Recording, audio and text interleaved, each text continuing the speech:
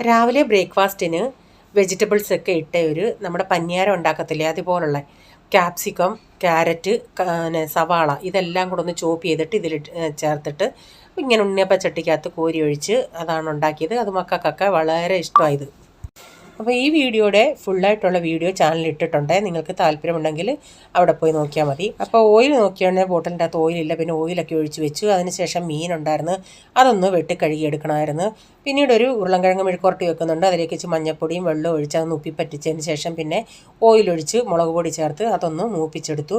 അപ്പോൾ മീൻകറി വെക്കാനായിട്ട് ചട്ടി വെച്ചിട്ട് ഓയിലൊഴിച്ച് ഉലുവയും കടുകും ഇട്ടതിന് ശേഷം ഇഞ്ചി, വെളുത്തുള്ളി, കറിവേപ്പില ഇത് വഴുന്നതിന് ശേഷം നമ്മൾ മസാലകൾ മുളക് പൊടിയൊക്കെ ചേർത്ത് പിന്നെ പുളിയും പുളിവെള്ളമൊക്കെ ഒഴിച്ച് ആവശ്യത്തിനുള്ള വെള്ളം ഒഴിച്ച് ഉലുവാപ്പൊടിയും വെച്ച് അതൊന്ന് അടപ്പത്ത് വയ്ക്കും.